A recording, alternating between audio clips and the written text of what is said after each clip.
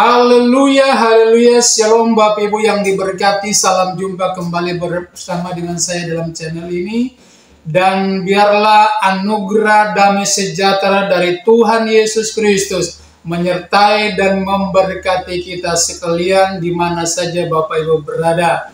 Puji Tuhan, saya sangat bersyukur dan berterima kasih kepada Tuhan karena Tuhan kembali memberikan kesempatan kepada saya untuk menyampaikan pesan-pesan Tuhan, bahkan pengajaran-pengajaran firman Tuhan yang sangat berharga, sangat bermutu bagi kehidupan kita sehingga dapat menuntun perjalanan kehidupan kita di hari-hari yang terakhir ini. Kalau kita berbicara tentang pesan, maka itu sesuatu yang penting. Dan sesuatu yang penting itu tidak boleh kita abaikan, bahkan tidak boleh kita lupakan, apatah lagi kita anggap sepele, anggap remeh dalam hidup kita. Karena itu sangat bermanfaat, sangat berguna dalam kehidupan kita masing-masing. Dan pesan-pesan atau pengajaran firman yang saya sampaikan kali ini masih punya kaitan dengan pengajaran firman atau pesan-pesan Tuhan yang saya sampaikan pada part-part sebelumnya. Nah, kalau Bapak Ibu yang sudah menonton pasti mengetahuinya.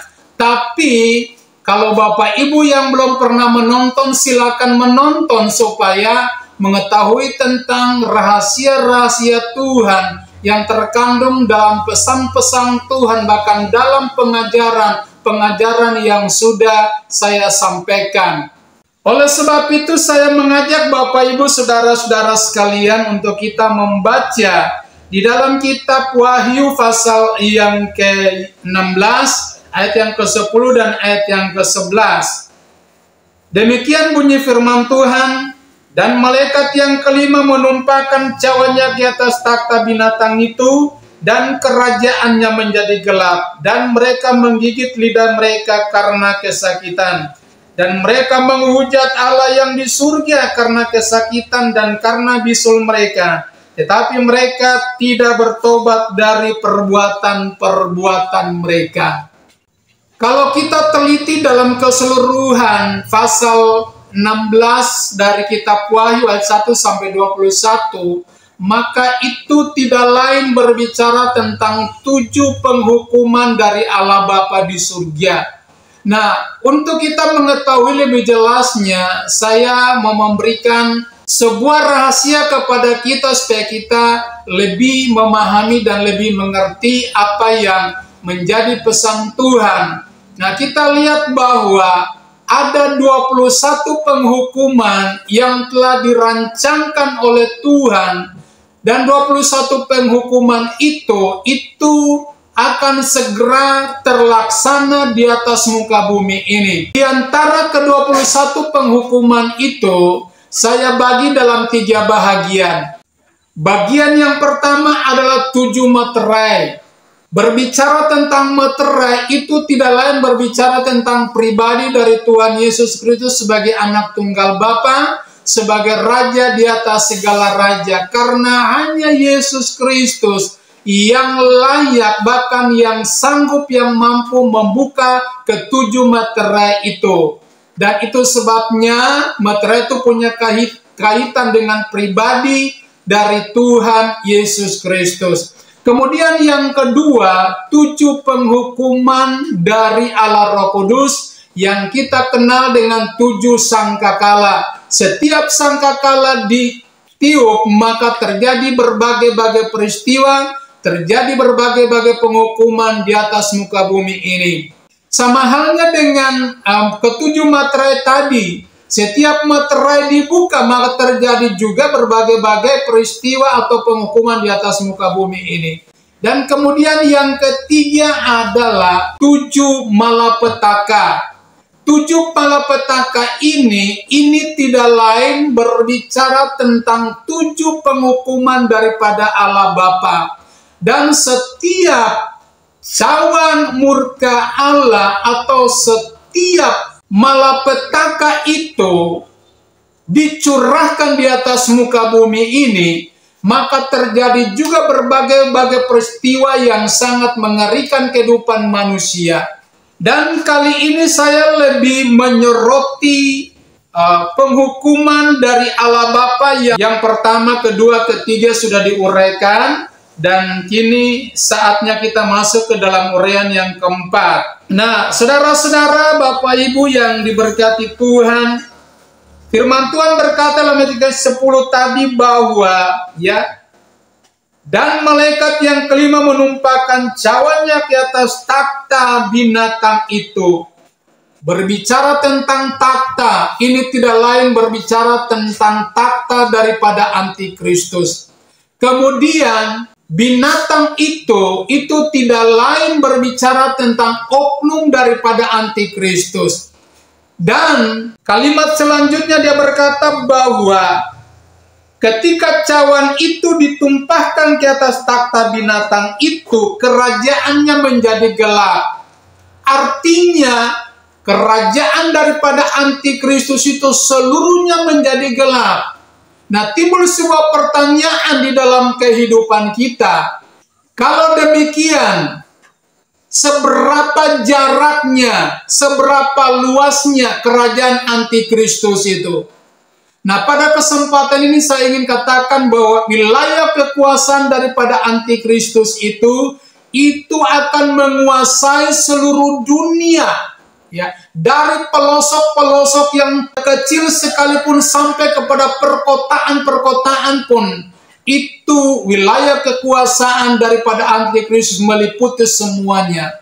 Dan kemudian pusat kerajaan antikristus itu akan bermarkas di kota Yerusalem yang saat ini menjadi perebutan dunia, bahkan yang saat ini sementara dikepung oleh negara-negara tetangga atau negara-negara sekitarnya. Nah, ini membuktikan bahwa waktu untuk menuju kepada berkuasanya antikristus atau menuju kepada penghukuman Allah yang kelima ini semakin dekat. Nah, oleh sebab itu, saya ingin katakan kepada kita sekalian bahwa ketika penghukuman yang kelima ini dicurahkan ke atas takhta daripada antikristus itu, kerajaan antikristusnya menjadi gelap, maka kalau kita tidak percaya, kita tidak sungguh-sungguh dengan Tuhan, maka kita akan merasakan dampaknya, karena kegelapan itu mengakibatkan sehingga orang-orang berjalan bisa menabrak satu sama lain, bisa menabrak apa yang di depan karena pandangannya terbatas, tidak bisa melihat apapun yang ada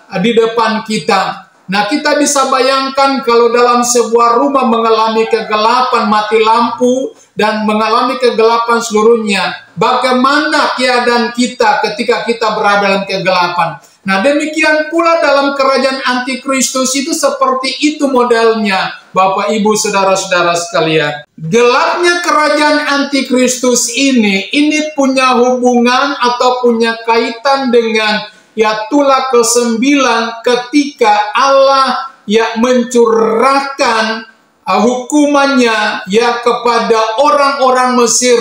Ketika Allah perintahkan Musa untuk mengangkat tangan ke langit, dan setelah Musa mengangkat tangan ke langit, maka turunlah kegelapan menutupi seluruh kerajaan daripada Mesir pada saat itu. Nah, oleh sebab itu, untuk lebih jelasnya, saya mengajak kita bersama-sama membaca di dalam kitab Keluaran, pasal yang ke-10, ayat yang ke-21, sampai dengan ayat yang ke-23. Demikian bunyi firman Tuhan. Berfirmanlah Tuhan kepada Musa, ulurkanlah tanganmu ke langit supaya datang gelap meliputi tanah Mesir, sehingga orang dapat meraba gelap itu. Lalu Musa mengulurkan tangannya ke langit, dan datanglah gelap gulita di seluruh tanah Mesir selama 3 hari lamanya. Tidak ada orang yang dapat melihat temannya, juga tidak ada orang yang dapat bangun dari tempatnya selama 3 hari. Tetapi pada semua orang Israel ada terang di tempat kediaman mereka. Saudara-saudara, kegelapan yang terjadi di kerajaan Mesir ini nanti sama dengan kerajaan atau kegelapan yang terjadi di kerajaan antikristus selama 3 hari 3 malam lamanya. Alkitab berkata tadi bahwa orang tidak bisa melihat temannya, tidak bisa bangun dari tempatnya, bahkan tidak bisa melihat atau memandang orang-orang seisi rumahnya. Itu kata firman Tuhan. Kegelapan itu hanya berlangsung 3 hari, tapi itu membawa dampak yang paling menyakitkan bagi orang-orang Mesir. Nah, sama halnya kegelapan yang terjadi pada penghukuman Allah yang kelima ini akan membawa dampak yang paling menyakitkan, yang mengerikan bagi kehidupan manusia. Tapi ada pengecualian. Bapak, Ibu, Saudara-saudara, ada pengecualian. Allah menunjukkan janjinya, Allah menunjukkan jaminannya, pemeliharaannya, pembelaannya kepada umat kesayangannya, yaitu harta kesayangan bangsa Israel sendiri. Seluruh rumah-rumah orang Mesir diliputi oleh kegelapan, tapi tempat kediaman orang-orang Israel ada terang Tuhan di sana, ada cahaya Tuhan di dalam rumah orang-orang Israel. Ini membuktikan bahwa Tuhan yang telah berjanji untuk melindungi mereka itu menjadi kenyataan bahwa kegelapan tidak akan menguasai kehidupan orang-orang Israel. Sama Bapak, Ibu, Saudara-saudara, nanti kerajaan antikristus mengalami kegelapan. Orang-orang yang hidup dalam kegelapan dapat dampak dari kegelapan itu. Tapi orang-orang yang hidup dalam Tuhan, orang-orang yang memiliki terang hidup daripada firman pengajaran, memiliki terang hidup daripada Roh Kudus, mereka tidak akan diliputi oleh kegelapan. Kenapa? Karena Tuhan menerangi kehidupan orang-orang yang percaya kepadanya. Ini luar biasa pembelaan Tuhan, luar biasa hebat, betapa hebat, betapa dahsyatnya pembelaan jaminan Tuhan atas kehidupan orang-orang yang takut akan Tuhan, orang-orang yang percaya kepada Tuhan. Saudara-saudara, Bapak Ibu yang diberkati Tuhan, teman-teman sekalian, inti daripada penghukuman Allah Bapa yang kelima ini pertama-tama ditujukan kepada oknum antikristus yang berkuasa atas seluruh muka bumi ini. Antikristus ini adalah seorang pribadi. Dia seorang oknum yang memegang peranan penuh untuk mengendalikan dunia ini. Jadi semua perekonomian dunia akan diatur, bahkan semua ada dalam pengawasan antikristus. Baik ekonomi, baik politik, bahkan baik agama sekalipun, bidang agama sekalipun akan dikuasai oleh antikristus. Kemudian golongan manusia yang kedua adalah tentara-tentara yang mendampingi antikristus. Pengikut-pengikut antikristus, yaitu malaikat-malaikat yang dipengaruhi di sorga, dan mereka dicampakkan ke atas muka bumi ini. Mereka mendampingi antikristus. Dan kita lihat nanti hukuman Tuhan ini akan menimpa kehidupan mereka. Dan kemudian golongan manusia yang ketiga adalah orang-orang biasa, manusia-manusia biasa yang mengikuti antikristus, yang menjadi warga kerajaan antikristus. Mereka ini tidak tahu apa-apa, tapi mereka akan terkena dampaknya. Dan Alkitab berkata tadi dalam kitab Wahyu itu, ketika mereka mendapat penghukuman ini, mereka mengalami kesakitan yang luar biasa. Mereka menjerit menangis. Kenapa? Karena sakit bisul itu mengganggu kehidupan mereka. Itulah sebabnya hukuman ini tidak akan lepas dari kehidupan mereka.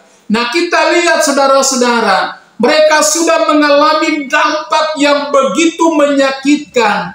Tapi satu hal, mereka masih menghujat nama Tuhan. Siapakah mereka ini yang mendapatkan dampak daripada penghukuman Allah Bapa yang kelima ini? Tidak lain adalah orang-orang yang suka menghujat nama Tuhan Yesus Kristus. Orang-orang yang suka menghina Tuhan Yesus Kristus, orang-orang yang suka menista firman-Nya, orang-orang yang suka mengolok-olok Tuhan Yesus, mengatakan bahwa Yesus bukan Tuhan, Yesus adalah manusia biasa, Yesus bukan Raja, Yesus mati, Yesus tidak disalibkan, Yesus tidak tahu tentang hari kedatangannya pada kali yang kedua. Nah, orang-orang model seperti ini akan mendapat dampak daripada penghukuman Allah Bapa yang kelima ini. Ayo saudara-saudara yang suka menghina Yesus, yang suka mengolok-olok Tuhan Yesus, ya, yang suka menista firman-Nya, ya, yang suka mengobok-obok firman-Nya, pengajarannya. Apakah saudara masih tetap bertahan, ya, di dalam posisimu saat ini? Kalau saudara masih tak bertahan dalam posisimu saat ini, dengarkan baik apa yang saya sampaikan saat ini. Engkau tidak luput daripada penghukuman Allah Bapa yang kelima ini. Engkau akan merasakan dampak daripada kegelapan yang begitu pekat, dan kemudian merasakan dampak daripada penyakit bisul yang membahayakan kehidupan manusia. Masih ada waktu, masih ada kesempatan. Berbaliklah kepada Tuhan. Percaya kepada Tuhan. Bertobat kepada Tuhan. Mempercayai Dia sebagai Tuhan dan Juru Selamat secara pribadi. Karena hanya itulah yang menjadi solusi. Hanya itu yang menjadi jalan untuk apa? Lepas daripada 21 penghukuman yang saya sudah uraikan di awal tadi. Jadi mau atau tidak mau, suka atau tidak suka, ya, penghukuman ini tetap Tuhan laksanakan bagi orang-orang yang menolak kasih karunia-Nya. Orang-orang yang menolak Dia sebagai Tuhan dan sebagai Allahnya, ini akan merasakan dampak daripada penghukuman Allah Bapa yang kelima ini. Tapi bagi orang-orang yang percaya, bagi orang-orang yang mengakui Yesus sebagai Tuhan dan sebagai Allahnya sendiri, Alkitab berkata bahwa tidak ada penghukuman bagi orang yang hidup di dalam Kristus. Ini merupakan jaminan, dan ini menjadi pegangan bagi kami orang-orang yang percaya kepada Tuhan, yang percaya kepada Yesus, yang menjadikan Yesus sebagai Tuhan dan Juru Selamat secara pribadi, yang menjadi Raja atas kehidupan kami. Ini tetap luput daripada penghukuman ini. Oleh sebab itu, sebagai peneguhan, saya membaca satu ayat dalam kitab Roma pasal yang ke-8, ayat yang pertama. Demikian firman Tuhan, demikianlah sekarang tidak ada penghukuman bagi mereka yang ada di dalam Kristus Yesus. Jelas, sangat jelas. Tidak abu-abu, tapi ini benar-benar jelas. Tuhan memberikan garansi, Tuhan memberikan jaminan lewat firman-Nya. Siapa yang ada di dalam Kristus, artinya siapa yang percaya kepada Yesus, siapa yang menjadikan Yesus sebagai Tuhan dan Juru Selamat secara pribadi, yang menghormati Yesus sebagai Allah, menghormati Yesus sebagai Tuhan, Alkitab berkata bahwa tidak ada penghukuman bagi mereka. Jadi alias mereka luput daripada 21 penghukuman yang Tuhan sudah rancangkan, yang tidak lama lagi akan terlaksana di atas muka bumi ini. Saya tidak menakut-nakuti Bapak Ibu saudara-saudara, terutama saudara-saudara yang suka mengolok, menghujat Tuhan, menghujat Yesus. Saya tidak menakut-nakuti, tapi saya mengasihi saudara, saya menyampaikan firman ini. Kalau saudara dengar dan saudara mau bertobat, mempercaya Tuhan sebagai Tuhanmu, dan jadikan Dia sebagai Juru Selamatmu, maka saya mau katakan, Anda pasti diselamatkan oleh Tuhan. oleh Yesus Kristus sendiri. Nah, puji Tuhan, biarlah pengajaran firman yang saya sampaikan saat ini, ya boleh kita cermati, boleh kita ya sungguh-sungguh meresapi itu supaya kita lakukan dalam kehidupan kita. Dan sebelum saya akhiri video ini, saya mengajak Bapak Ibu Saudara-saudara sekalian untuk membantu channel ini lewat subscribe, komen, bahkan share video ini, pengajaran ini supaya dapat menjadi berkat bagi orang lain dan menguatkan orang lain, dan lewat firman Tuhan, lewat video ini, ya orang lain boleh mengenal Yesus Kristus sebagai Tuhan dan Juru Selamat secara pribadi. Puji Tuhan, amin buat firman Tuhan, dan Tuhan Yesus memberkati kita sekalian. Shalom.